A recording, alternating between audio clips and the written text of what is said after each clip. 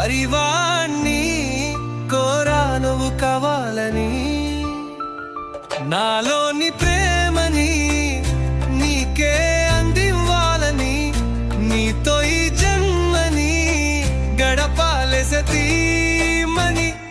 రాణి సమరాన్ని గెలిచే వస్తాదాన్ని, కానీ నీ చేతిని విరిచే పట్టను ప్రాణం పోని.